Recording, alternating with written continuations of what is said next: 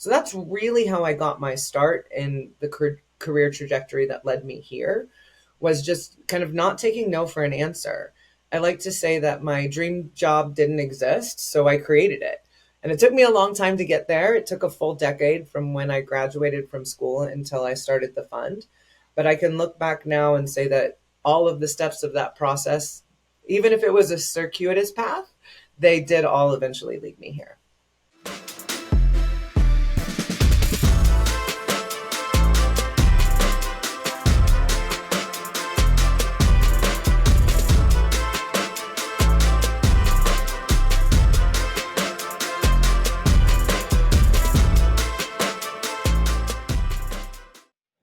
All right. Thanks for joining today for another episode of The Executive.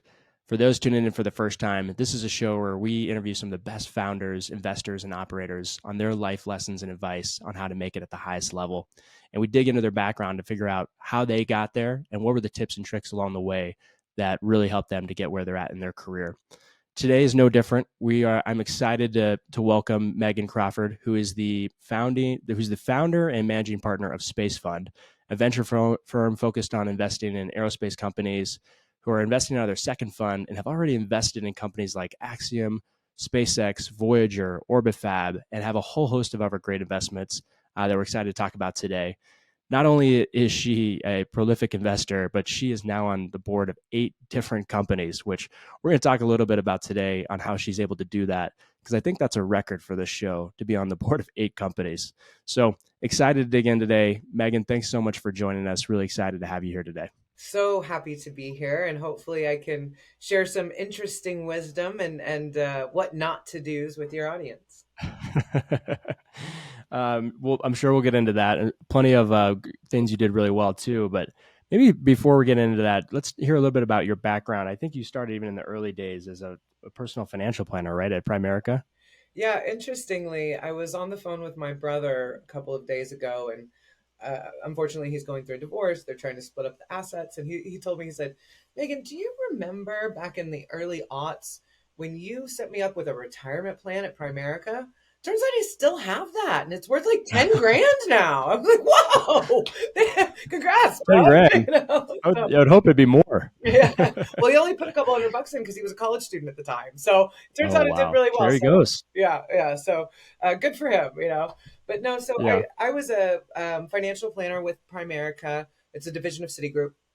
When I was doing my undergrad in business, and I was really trying to get those financial planning chops as well as the financial licenses in place to make myself a little bit more employable when I got out of the undergrad, and then decided to go and get my master's instead of going to work. So it took a while before I actually put those skills into practice. And then what did you go from financial planner to next? What was kind of your career progression per se? When I was getting my MBA at Rice University in Houston, I'd always been interested in space, but I didn't realize that there were job opportunities for a finance MBA in the space industry until I really started looking at jobs. The problem is I dual degreed in finance and entrepreneurship. So I was looking for those opportunities in a scrappy startup company. I didn't want to go to work for an aerospace prime. Nothing against Boeing or Lockheed or Raytheon. That just wasn't kind of the style of business I was looking for. And so I actually started out after school in consulting, in management consulting, part-time for a local firm in Houston, so that I could fulfill my space dreams. And so I was volunteering for a lot of space nonprofits. I started something called the New Space Business Plan Competition right when I got out of school, as a way to help these space entrepreneurs learn to speak to investors. Because let's be honest, rocket science and investing are 2 very different languages, right? Little engineer talk. Yeah, exactly. So teaching those engineers how to effectively speak to investors, and then putting them in a room full of investors to help them get that initial seed funding.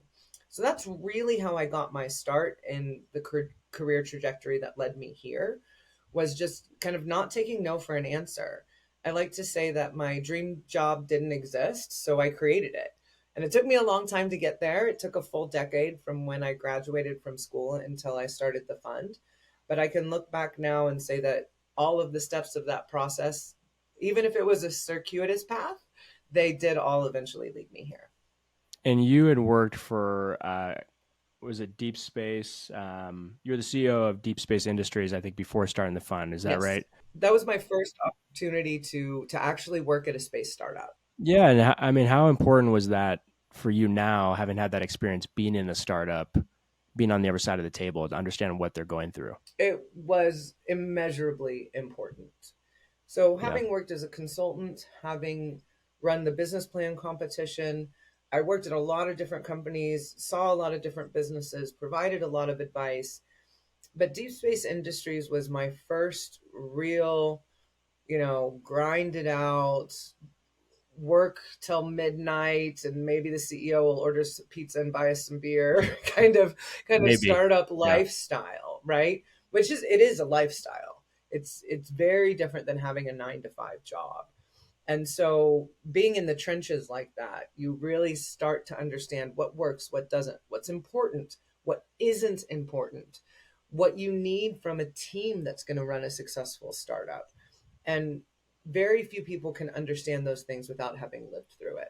And I definitely want to talk about, how you're helping the portfolio companies that I think you've got now 21 plus portfolio companies and how you're helping them do the same type of things that you were doing internally. But before getting to that, how did the fund end up coming to fruition? I mean, probably at the time there were not many funds just focused on space, right? There still aren't that many that are just space. That's exactly correct. And having gone to school for finance and entrepreneurship, obviously venture capital is kind of the overlap in the Venn diagram of those two areas of study. So that had always really been something that I had wanted to do, but I couldn't make the business case close. If you look at Hmm. companies like SpaceX is a great example, they're over 20 years old and they're not going to go public anytime soon, and billions of dollars have been pumped into that company. That's not really a venture investable company, if I'm being honest. I can say that as Yeah, a venture investor in SpaceX. I can tell right. you that I can actually say it. that's not really your typical venture investment. Venture capitalists are looking for exits in a 7 to 10 year time frame and looking for companies that can scale for tens or low hundreds of millions. So SpaceX being over 20 years old and billions of dollars in doesn't typically fit into that traditional venture profile. And so as the industry started to mature, as SpaceX brought the cost of launch down by an order of magnitude, as technology increased, as we all know about Moore's law, increasing capacity at decreasing size, made all of a sudden these small satellites very, very robust and useful. And now the launch costs have gone down from 2 million to 200,000. All of a sudden, business cases close that didn't close before. And you Hmm. can get to exit for tens of millions and in 7 years. And so once I really believed that the business case would close. We were able to start the fund. And then luckily, we had a partner come in who was phenomenally patient and paid for our first year of runway so that I could go do the primary research to prove my thesis. Go out and actually gather all the data because nobody was talking about this. Nobody was thinking about this. There weren't any funds focused on space. The prevailing wisdom in the finance industry was space is too rich for my blood and I don't Yeah. understand it. Rocket science is hard. And so I really had to dispel a lot of those myths. And being a researcher by nature, we put together a lot of that data and we're able to really prove to ourselves, and then eventually those first investors who took a chance on us, that this was an investable industry. So when you say you're gathering that data, what were you really looking at? How are you compiling that? What were the important things, maybe the myths that you really had to dispel? So we did a survey, and the data is a few years old now. It's actually still on my website if anybody wants, because information has changed drastically since we founded the fund in 2018. But we cataloged every space company exit over the previous 10 years. So that would have been 2008 to 2018. And the average age at exit was 7 years. Nobody Hmm. ever put that data together before. Now Yeah, you they have just assumed it was really far out. Yeah, you have some outliers like I think it was an Italian aerospace firm that was 112 years old when it finally IPO'd, but So you have those outliers, but yeah, that average age at exit was 7 years, and it was like, oh wow, like I don't think anybody knows this. I don't think Yeah. nobody's compiled the data before. I don't think anybody else in the world knows this, at least not at that time. And then we started to see these companies that were being founded by people we knew. You know, Jeff Bezos is very famous, founder of Blue Origin, founder of Amazon, probably more famously, as having said so many years ago that the problem with the space industry is that two founders in a garage can't build a space company. Well, that Hmm. is no longer true. I am happy to say that one of our portfolio companies, Orbit Fab, was two founders in a garage in Silicon Valley who built a tanker that went to the ISS and demonstrated fuel transfer between two vehicles to demonstrate that refueling satellites on orbit was feasible. That was built in a garage with parts from Home Depot. It's amazing. And the entire flight, including the trip to the ISS, cost them less than $100,000.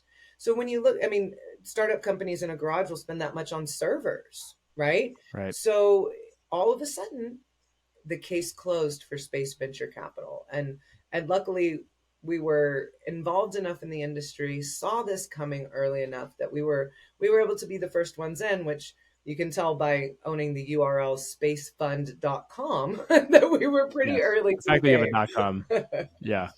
The .com is the clear showing that you were early in that. And what about some of the early investments as you had started the fund? What were the kind of first few investments that you did, and how those played out? The very first investment that I did, I'll never forget, was into Axiom Space, which is a Houston based company that's currently launching astronauts to the ISS on SpaceX rockets ahead of their first commercial space station module going up next year, 2025, 2026 timeframe. I was at a conference in Malta, beautiful island if you ever get a chance to go, absolutely gorgeous in the middle of the Yeah. Mediterranean. And taking a little time to myself because, why wouldn't you? You're in Malta. Yeah, you're out there. Right. I was at the rooftop pool at my hotel, and I got a phone call from a friend of mine who had just joined Axiom. And he said, Meagan, I heard you started a fund. We're fundraising. Would you like to have a chat? And they laid out the business plan for me, and I was sold. I was absolutely sold right away. So I called our lead investor in our fund one, and I said, I know that we had told you that we weren't going to close the fund for we weren't going to do our first closing for another month or so, but I just got this great opportunity. And he said, where do I wire the money? He wired me the Amazing. money the next day, and then we went and wired that to Axiom and became one of the first investors in Axiom when the idea of a commercial space station was still pretty out there.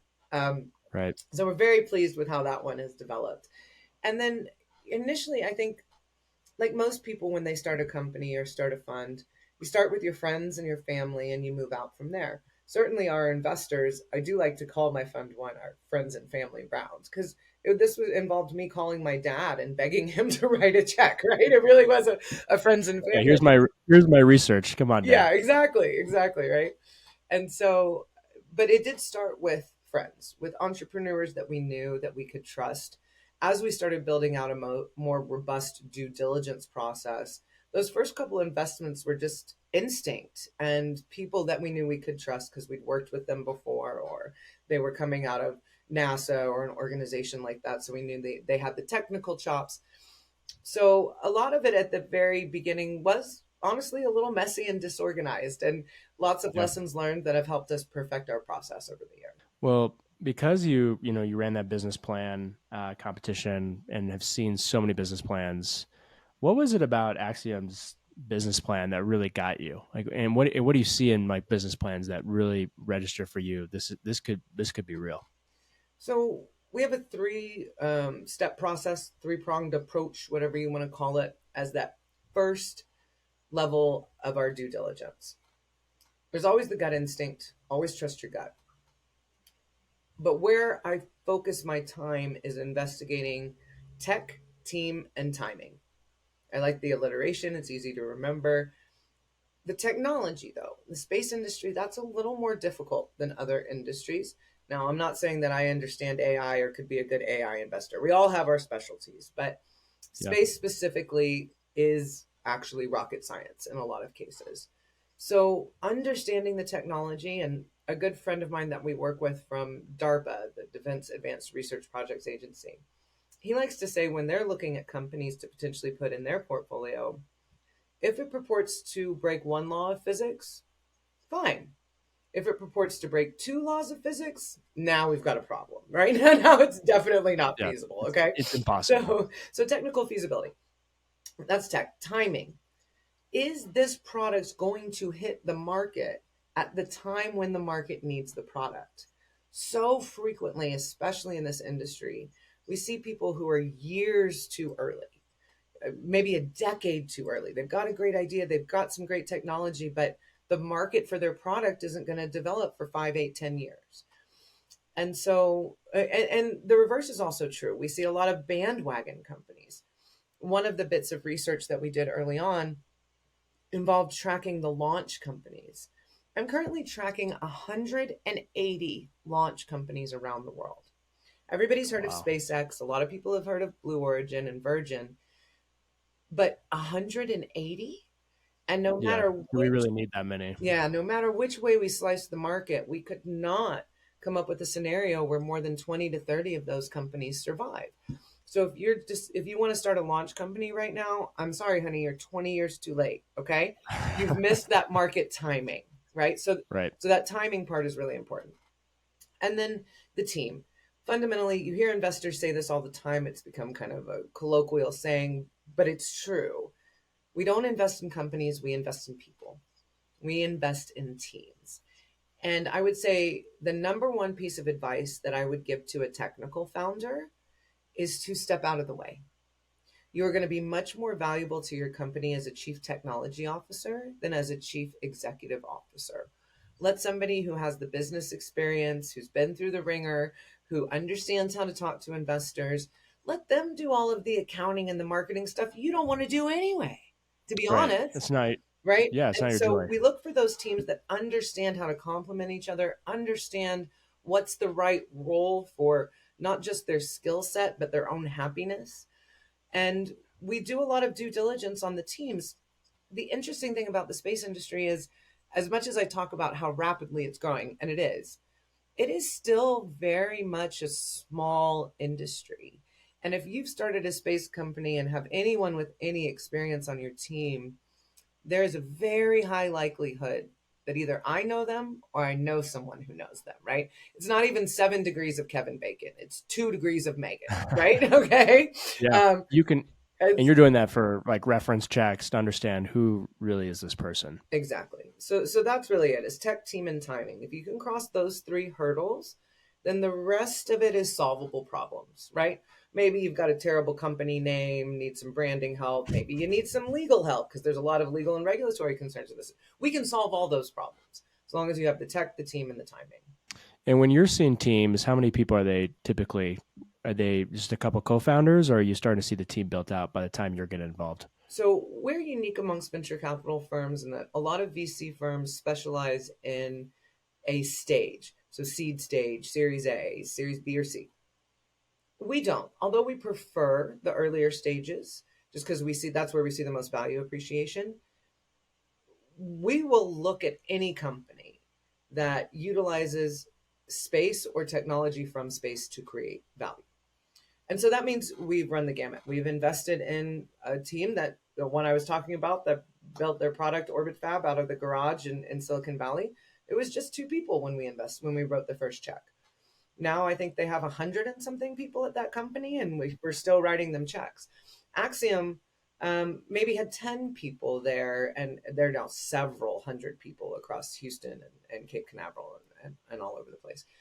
So it really does run the gamut. And for us, it's not so much about how big the team is; it's about how cohesive the team is. One of the things I like to do is if I'm having a little trouble getting to know a team, and let's be clear, we typically have no less than 5 meetings with a team before we make an investment decision. So we really do try to get to know them. But I like to do an exercise where I give them all a survey. Just simple questions. What's the mission, vision of the company? What's your favorite part about working here? 3 or 4 more questions. Don't let them share. Don't let them see each other's answers. And then compare how aligned they are. And if you're 70% aligned, that's a D minus, but you pass the test, right? If you're only Right. 30% aligned, well, you've got some work to do with your team and then come back to us. Yeah, I'm sure it's the majority is probably not very aligned, right? It In depends those on the early days. team. It depends on how cohesive they are. One of the things we see a lot, and I think this is universal amongst startups in general, but might be a little bit of a worse problem in the space industry, is that people get so excited about this. And they say, oh, we've got this widget. But you know what? Since we have this widget, we could build a second and third and fourth widget that all go together. And then you got this whole other product. And then you've got this whole other market. And then you know what? We Yeah. can sell that to terrestrial robotics companies too. And then it just snowballs into this whole big, and we're going to colonize the galaxy. Like, no. Just sell your widget. Okay. And then as your customers give you feedback about that widget, you can decide which next widget to build. And so Yeah. bringing them kind of back to the here and the now and how can you make money quickly often is very difficult with these teams. And we find the teams that are the most successful have a really good product roadmap. They say, hey, we've got this great widget. We can make money off of it right now. And then based on how the customers use it and what their problems are, we have this suite of other ideas of how to help our customers solve their problems. And so that's, was something that we look for as much as anything is that focus and that ability to effectively articulate what it is you're selling and to whom. And then when you're getting involved, I imagine you're also helping them with their business plan of when this happens, kind of connecting fundraising cycles, right? A little bit of you have this launch, hopefully it's a success, then you're able to do the next fundraise. How involved are you with them in helping them figure that out? Very involved. So internally, when we're doing our due diligence, we take whatever financial projections the company has put together. We double the timeline and we double the cost. Yeah. And if the company can still be successful with twice as much time in development and twice as much cost to get to product, then we will consider the investment. It always takes more time and costs more money than the founders want to believe that it does. So we try very hard to set them up for success in that realm. There's a lot of that is counseling. My daughter, who is currently getting a degree in psychology, tells me I'm the best therapist she knows because I spend so much time having these therapy sessions with these founders. So there's a lot of coaching and there's a lot of warning, making them understand the greater economic cycles. For instance, in 2002, we started warning all of our startups. That was a great year for startup funding. There was just money coming out of the woodwork from every which way. There were people throwing money into startups. We saw that was the peak of the cycle, and we told them all, raise money now and be sure that you have enough runway for 2.5 to 3 years. And the companies that did that are going to survive our current kind of VC crash that you're seeing going on in the world, especially in Silicon Valley. Those companies are going to survive because they listen to the VCs who are experts in that. Whether, you go be an expert in your product and let me give you that advice about funding cycles. And coachability is one of the big things we look for in founders. So those founders who are more coachable, they take that advice, they end up doing much better. And so obviously you're advising a lot of entrepreneurs and part of that is maybe informal, but also on the formal basis, you're on a lot of boards. I think you're on 8 boards. Is that right? Yes, 8. First, let's start with that. I mean, how do you manage being on 8 different boards and staying on top of what every company is doing? Usually it's not that bad. Not all companies need attention all the time. It's like when you look at somebody who has 4, 5, 6 kids, for instance, right? You're like, how do you do it? It's like, well, the older ones help the younger ones. And, sometimes I just have a glass of wine on the back patio and let them get to their own devices, right? Right. Yeah. You just gotta kind of roll with the punches, right? And so not all companies need a bunch of attention all the time. Sometimes there's a crisis. Sometimes there's a really big opportunity, and one or another company will need a bit more of my time. One of our companies just got a really big opportunity to do the biggest contract of the company's life, 10 times more than last year's revenue. So Amazing. I jumped in and I helped do the financial modeling and I helped put the proposal together. But most of the time, that company runs fairly well by itself. And so there are days where I myself am sitting on the back porch drinking a glass of wine because I've had a really, really rough day, or there are days where I work till midnight. But that's something that I would expect of my entrepreneurs as well. That when you have a moment like that, you work until you get the problem solved. And so I'm more than willing to do that with them. Now, most of the boards only meet quarterly. So that's 8 meetings in 3 months. So as far as the time commitment for the board meetings themselves is really not onerous. Preparing for those meetings, reading all of the information, reading the financials and all of that stuff does take a little time. I always schedule the hour before a board meeting to have quiet time to completely devote myself and dedicate myself to the board materials that have been sent to me, any emails I've received from the team recently, just to make sure I haven't missed anything or there's not anything outstanding that I need to do. And so my partner Dan, he tells me all the time, he's like, "Are you sure you don't want me to take?" And he sits on 2 boards, and he's like, "Are you sure you don't want me to take one or two?" But I already have the relationships developed with them, and new board seats will go to Dan. But I think that I have a good rapport with the CEOs and the teams that I work with, and so a lot of them call me Space Mom because I have no problem telling them how it is, but also am happy to congratulate them and am prouder of them than anybody else when they're successful. On those meetings, what is I was talking to a founder the other day, and they were saying they really are trying to get away from it. Used to in the early days, it was kind of felt like reporting, right? Here's our numbers, here's everything that's going on, and they're just wasting a lot of valuable time where they have great investors involved, where they can actually get their thoughts and help on like their biggest problems. What have the on the board meetings that you've seen run? What are the best ways to run a board meeting to maximize the value there? It's a great question, and that's what I just said. I spend the hour before the meeting going over the board materials. Yeah.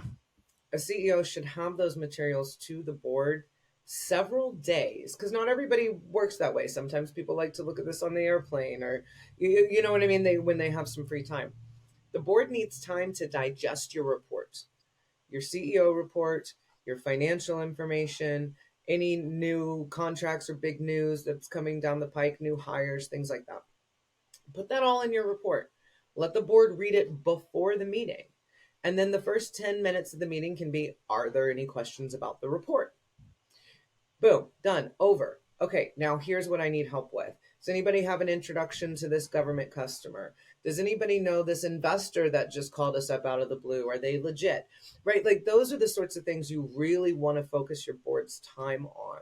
And like you said, if you're spending the whole board meeting doing reporting, you're not getting good use of your board. So write all that down. By the time somebody is experienced at business enough to be a board member, they should be able to read and digest that information quickly. And they should also be able to immediately see if something's out of place, if something doesn't make sense in your financials, or if something's missing from your CEO report. And you want to make sure that your board members are sophisticated enough to do that. But once that's the case, once you have a good board, once the company's running and people understand the business model well, then yeah, you can focus on utilizing your board as a resource as opposed to just a reporting mechanism.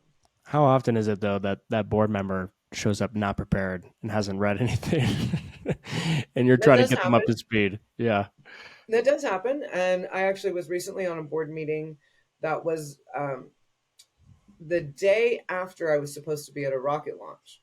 That rocket launch got pushed by a day. So I had to dial in from the board meeting on the bus on the way to Kennedy Space Center, where I was reading the documents on my phone. Yeah. Okay. Yeah. So maybe I wasn't Life the most happens. useful. Yeah, maybe I wasn't the most useful board member in that meeting. But luckily, there's other board members as well. That's why you don't have a board of one, right? Right. You're always going to have, like you said, life happens. You're always going to have life issues. So you need that redundancy of having several really qualified people on your board. Well, earlier at the beginning, we were talking about some of the mistakes maybe you've made in your career, and maybe we'll start there. We'll start with the bad. What were some of the mistakes that you made in your career that obviously you were able to come back from, and maybe even some of the mistakes that you see in early founders that they make as well that are you'd like for them to avoid that you've seen yourself? The biggest mistake I made very early on was actually while I was still in high school. I was told by my high school career counselor that my life plan wasn't going to work out. And that plan was to go to the Air Force Academy, become a fighter pilot, and then fly the space shuttle. And she said, Meagan, you can't. Women can't be fighter pilots. I'll date myself a little bit by saying that. What I realized years later was that had I decided to go to the Air Force Academy anyway, it was the people of that cohort that the first women fighter pilots came from. And so if I had just believed in myself and not listened to that you can't do it, Yeah. I might have actually done it. Right. And so when people tell me I can't do something, there's a little voice that goes off in my brain and says, well, why not? Why not? I believe I can do it. I'm going to do it. When people have told me, you can't do venture capital in space, why not? I'm doing it. I'm raising my third fund right now. Obviously it works. So don't listen to anybody who says you can't do something unless it's like for safety reasons. Like, don't cross the street without looking at something. But, Yeah. but for the most part, when somebody tells you you can't do something in a business sense, don't listen to them. Prove them wrong. So I'd say that's kind of my biggest piece of advice. It is really sad about, there's probably a lot of counselors that would have said the same thing to you. And I look back at a lot of those counselors too, and they had their lines. They're like, look, I don't want you to get disappointed later. And for a lot of people, maybe it's less that a woman can't be a fighter pilot. It's, you can't go to that school. You're not going to get in. And now you looking back, you're like, well, why didn't that person just tell me your grades are probably not good enough? So you're going to have to do something else. You're going to have to, send them letters. You're going to have to figure out, how can you get their attention in a creative way to, Yep. even though your grades aren't good enough or your SAT score is not good enough, there's another way to get in. You got to figure that out. They don't tell you that. They just tell you you're not going to get in. So apply to these schools.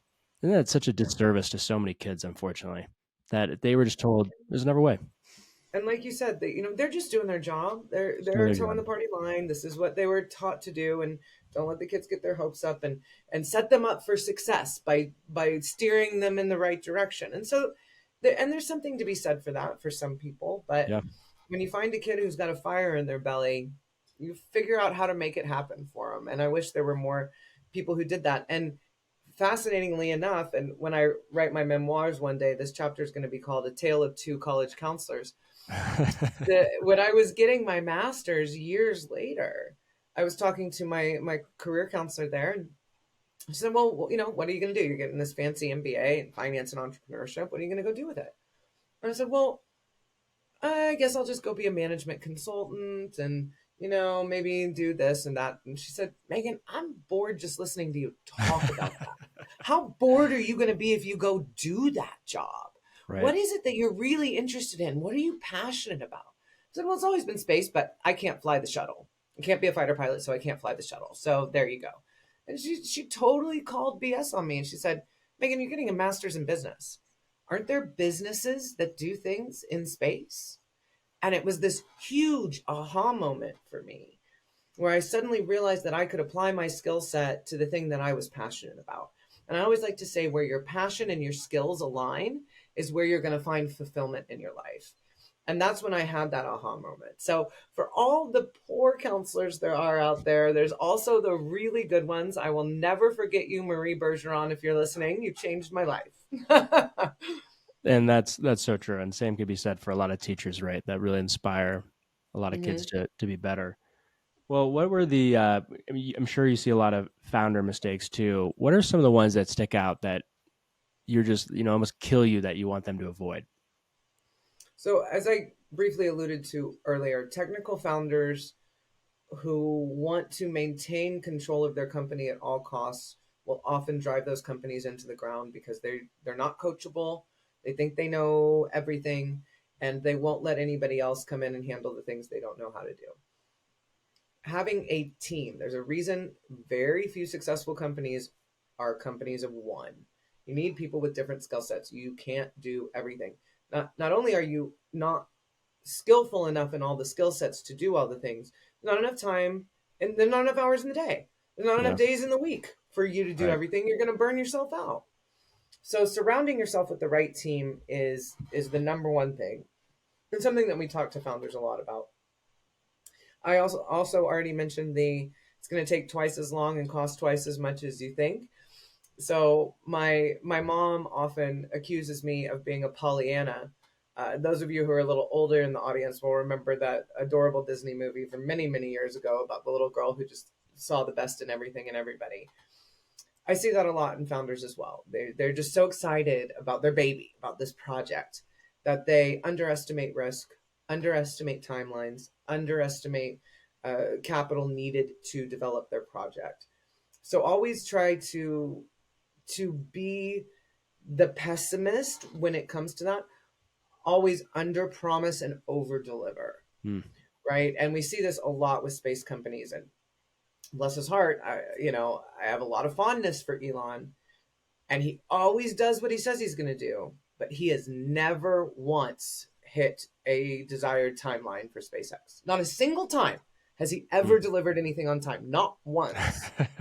So if Elon can't do it, you probably can't either, honey, right? So trying to play devil's advocate with yourself and your team to get to that realistic plan that you're going to be able to fulfill. Yeah, and I think that's what's hard about your job is, you're supposed to be the forever optimist, kind of like they are, but also be a little bit pessimistic and show them problems that maybe they can't see because they're so optimistic about things. Absolutely true. And again, it goes back to, I equate this to my experience in motherhood is the most equatable experience I have to being a VC. Mm. A good mom will tell you how it is and tell you when you're screwing up and punish you for it because she wants you to be successful. Right? Mother, father, aunt, uncle, whoever, grandparents, whoever it is in your life, mentor. You need those people who will call you on your BS, who will tell you when you need help. And and then follow that up with the resources to get the help. Like, you've got this complete blind spot when it comes to this regulatory issue. So here is SpaceFund's attorney, and I will loan him to you for 8 hours on my dime to fix your problem. But Yeah. listen to it, right? Right. And so that's the sort of stuff that we always like to do. And that's why we look for that coachability factor on the front end before we invest, because we want to make sure that they will take our advice to heart. Yeah. So you mentioned you're a mom as well. How do you manage being a mom and running this, your second fund and being on 8 boards? How are you managing it all? So luckily, my kids are grown and out of the house, which makes it a little bit easier. I like to say they only call me when they need money, but that's just a function of both The of same them as your being. founders, I'm sure. Yeah, exactly, right. So there's more in common than you think. I'm very proud of both of my children, and they're doing quite well for themselves. But that was not the case in the early years of the fund. They were still both in high school when I started the fund, and I've been involved in the space industry and in startups and traveling all over the world and doing all these business plan competitions for as long as both of them can remember. And so they like to just kind of blow me off and go, "Oh, there goes mom and her stupid space stuff again." My nieces and nephews think what I do is fascinating, right? And they want to come over to my house and look at all the, asteroids that I have on my desk and things like that. My kids are just like, "Oh, mom," they're just Like, rolling their eyes. I'm not like, "There she again. goes again." Yeah, we They're lost so her. sick of it. They're so over it, so desensitized to it. No, but that is difficult. It was a bit of a juggling act, especially with traveling and having kids who were, at the time I really started traveling, they were preteens and teens, and that's when they really need a lot of attention and supervision. And so I had to lean very heavily on my family. My mother, bless her heart, has been a huge help and being that voice of reason to my children, whereas their dad just wanted to give them candy and let them stay up late. My my mom would make sure that they did their homework and brushed their teeth, right? Yeah. So, I think that there's a lot to be said for multi-generational living. It's something that our ancestors did for most of human history, and it's only been the last couple decades that we've gotten away from that. And for me, it's always been very helpful to have my mother nearby. so that I have that backstop. And now that my mom's getting older, I'm the backstop for her. And I think Yeah. that's as it should be. Yeah, that support. Well, it also probably seems like you, and tell me if this is correct, life kind of bleeds into a lot of different areas. Work bleeds into your personal life, and your personal life bleeds into work. You can't balance it all without things kind of intertwining. Would you say that's right? Absolutely correct. And I try to do some things purposely. So for instance, my daughter was looking at Stanford as one of the colleges she was thinking about attending. She ended up not going that route.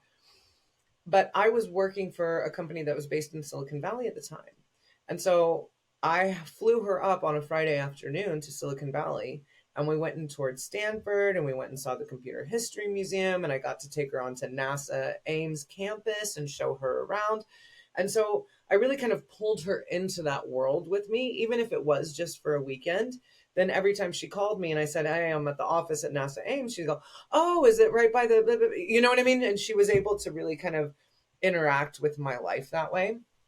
And so I do think that's important. And also, we have one of our companies, one of the co-founders is taking a leave of absence right now because his mother has cancer. Mm. And he's like, "I'm afraid this is going to set the company back a few months if I take this time off." I said, "I don't care. We'll extend your runway 6 months. Go take care of your mom." Right? Right. That's so much more important because he's not going to be a useful employee if Yeah. he's worried about his mom. He's actually going to do harm to the company by being there and trying to work instead of doing what he should be doing and taking care of his mom. So you have to have that human element. You have to understand that everybody's a human. Everybody has family. Everybody has problems. Everybody has, girl drama, whether it's your girlfriends or your wife, right? Yeah. It's Like, messy. right? So Yeah. having that human element cannot be understated as important as it is. Yeah. That's well said. Well, we covered your mistakes, so we definitely got to cover the good things that you did in your career too. So, looking back, what were maybe some of the habits and maybe some of the better choices that you made in your career that you kind of look back to? You're like, that was pretty pivotal in my career. I'd say one of the biggest things that I did right, I mentioned that when I started on this path, space entrepreneurship, space venture capital didn't exist. I didn't give up though. I kept working through the nonprofit world, which by its definition means that I wasn't earning profit, I wasn't earning equity, but I was getting the connections that I needed. I was getting the recognition, and people started going, "Oh, that's the lady who does the finance stuff. Maybe we should talk to her," right? I built that reputation, I built that respect in the industry by volunteering at conferences to sign people in at the registration desk, right? Yeah. Do whatever it takes to get your foot in that door. If it's something you're truly passionate about, don't worry about getting paid. I had other jobs. I was a professor of business communications for a while, which does not pay well. Bless their hearts, every adjunct professor in the world, you were doing God's work, because they don't get paid well for it. But whatever it took to keep the bills paid while I was chasing my dreams. And so that's one thing that I am fairly proud of myself for, is that I never gave up, no matter how hard it was and no matter how far out of reach the payoff seemed. And Yeah. even as a venture capitalist, you're talking about a 10-year fund, right? Like, Yeah. How do you I know don't you're know, even good at before it? people say, "Oh, you're a VC. Where's your private plane?" I'm like, "Call me back in 10 years, and maybe I'll have a private space plane." But Yeah. right now, I'm driving an 8-year-old car, and that's the way life is. So you just you gotta have that perseverance, and everybody's gonna have dark days, and everybody's gonna have dark times, and if things aren't gonna work out, companies are gonna fail. You gotta dust yourself off, and get back up, and never let sight. What do you do in the dark days? Because every entrepreneur has the dark days, right? Like, how do you, when you are almost questioning yourself of like, is this really going to work? And what am I doing here? What do you do on those days? That's a great question. I like to take a hot bath and read a book, typically something having nothing to do with this industry, like medieval British history, right? Something completely different. Yeah, the To Roman just get Empire. myself out of that headspace, just completely escape. Maybe go to the movie theater and watch something dumb, or just really kind of shut off that part of your brain that wants to just beat you up for doing something wrong. And in so many cases you can look back on something that didn't go well, and people tend to go one of two ways with it. They say, oh, this is my fault, I'm horrible, I can't do this, I quit. Or they say, well, the whole world is against me and it's their fault, and I'm going to keep doing everything the way that I was doing it, and the world will eventually get me. Well, neither of those are the right answer. The right answer is some combination of what you didn't see or what you didn't do and what went wrong in the world. And you need to be able to successfully identify both of those factors to be more successful in the future. Yeah, and have that perspective. So you kind of remove yourself from the situation to Yep, have that perspective. Yeah. exactly. We talked about some of the good choices that you made. What about some of the maybe the best advice that you've ever received? That's a tough one. So I would say that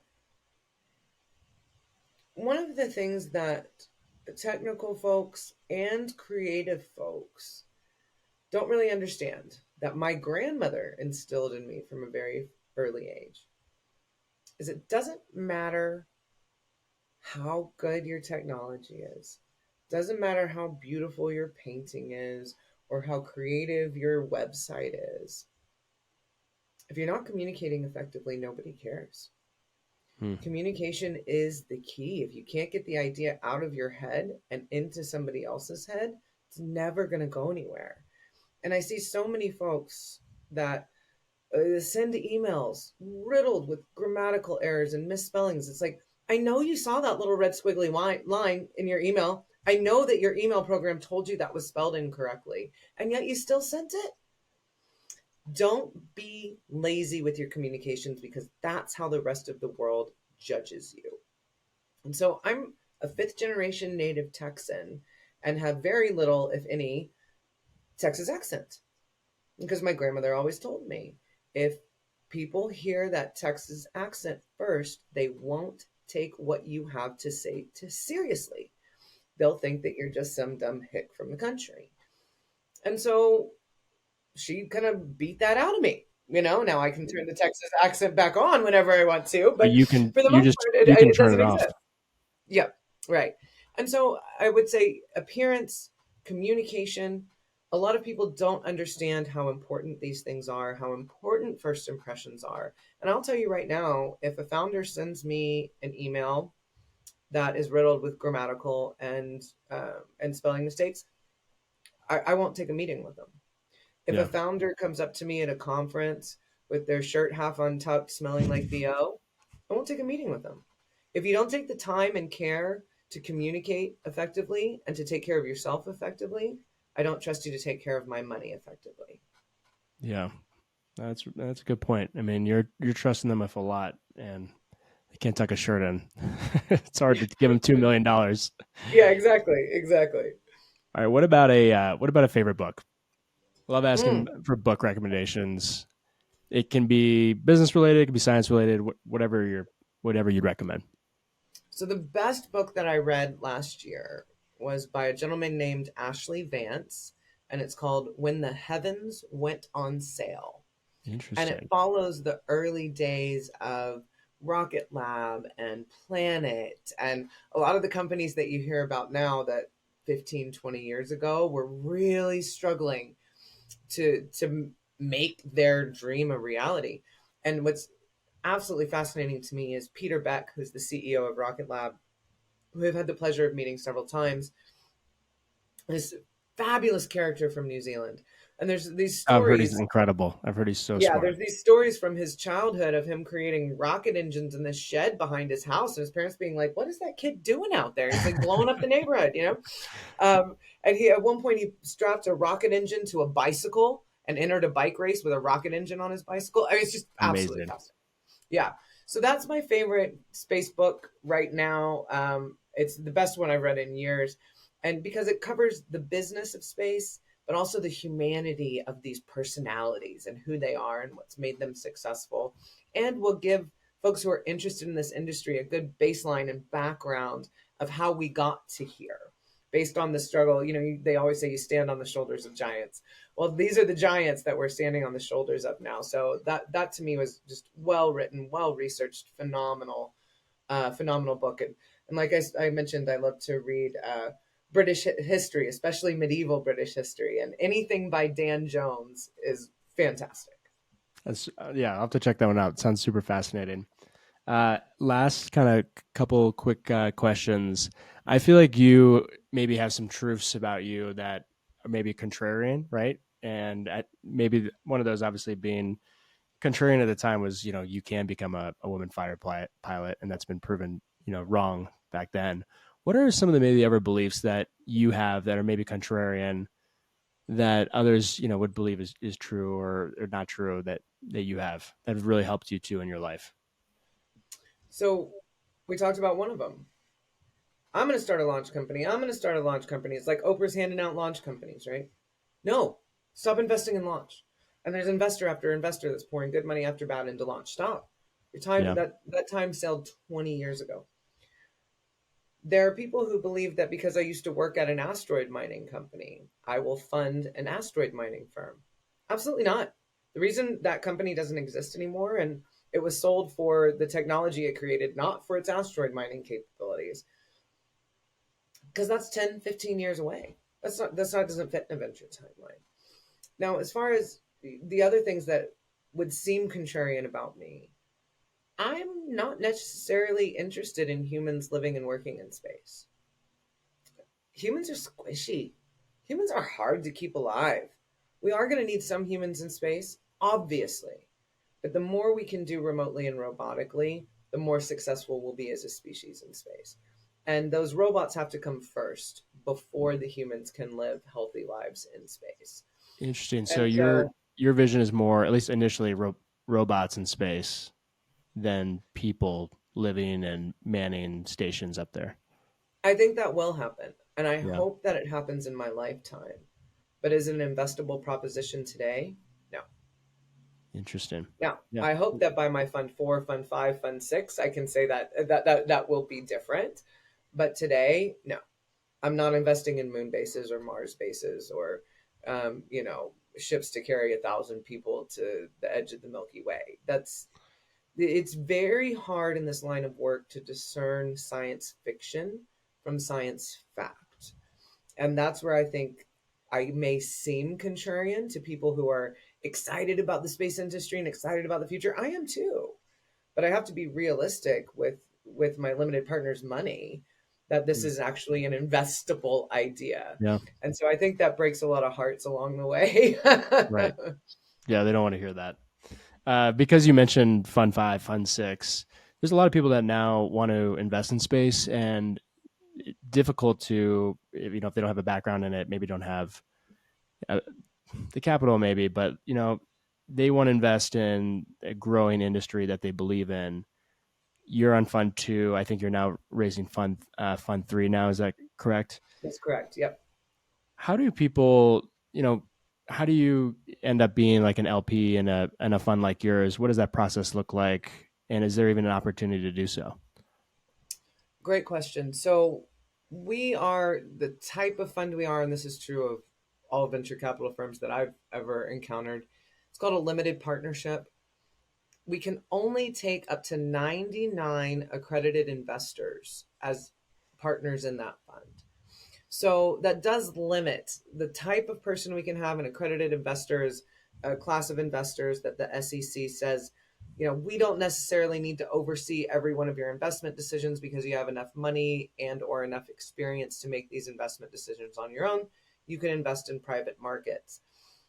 The SEC has a much stricter regime for anybody who's a public company, who's on the public markets. They've been through a whole bunch of due diligence with the SEC. So a non-accredited investor can invest in those public markets through your Robinhood app or your 401k or whatever.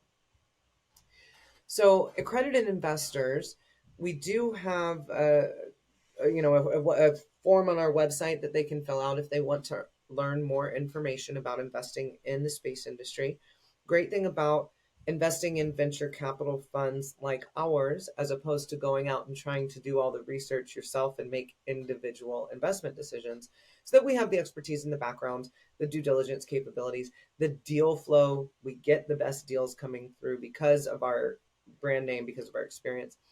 And you get a diversified portfolio. One investment in our fund gets you access to 20 or 30 different companies. So if one or two of them fail, you haven't lost all your money. You still have 18 more companies that might be successful. So that's one of the reasons the funds, venture funds, are set up the way that ours is set up, is to provide that diversity and experience on behalf of the investors. Now, if you're not an accredited investor, there's also lots of great ways to get involved that don't involve you having to do the stock picking yourself and go and research the companies and all of their different ratios and all of that.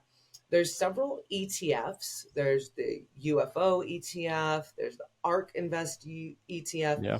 Several of these exchange traded funds that give you that same diversity. They go out and pick the companies and diversify the capital amongst several of them to reduce your risk. And then there's also crowdfunding.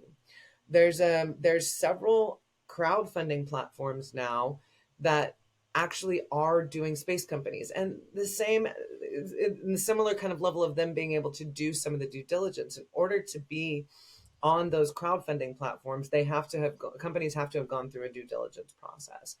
So I would say your most important thing, if you want to invest in this industry, is to see who's doing that due diligence on your behalf. The ETF manager, the crowdfunding campaign manager, the VC fund manager. Do you trust them and their background to have enough experience and knowledge to do that due diligence for you? And then do they continue to help those companies after the investment is made? And if you can find somebody, whether you're unaccredited and going through the public markets and crowdfunding, or you're accredited and going through the private markets and things like VC funds, I would say those are the two big things to look for. Yeah, it's interesting. I mean, like just like you're picking founders, to invest in, they're doing the same with you, right? And they're looking at who will make the best decisions with my money as possible, and who's Exactly. that got the most domain expertise. All right, Yep. final question. If you were to leave, let's do founders. If you were to leave founders, entrepreneurs with one piece of advice, what would it be? That's a really hard one. Believe in yourself, but not to the point of being conceited. Hmm. It's a hard line. It's Hard a hard balance. line to find. Yeah, we've definitely all met people that cross that line pretty far and conceited, Yep. And then lots of people who don't go far enough and don't believe in themselves enough. So and this don't is why think you big have to enough. have, I know one founder, I think this is a great example to leave you with. His best friend of 25 years joins every one of his team meetings. He doesn't know anything, not diddly squat about what the company does. He doesn't want to know. But he's the only person in the world that founder trusts to tell him when he's gone off the rails, when he needs to adjust the way he's treating an employee, when he needs to reassess a decision he's made. Because that guy's been his best friend for 25 years and he can tell him anything. You need to surround yourself with people you trust that will help you find that line, that will help you believe in yourself when you need to hear it, and that will help let you know when you're going too far. Amazing. We all need a friend like that. Yep, I'd be embarrassed absolutely. if some of them sat in some of my meetings. So good for them for actually having them there. Yeah. Meagan, how can people contact you? What's the best way to reach out to you if they want to talk?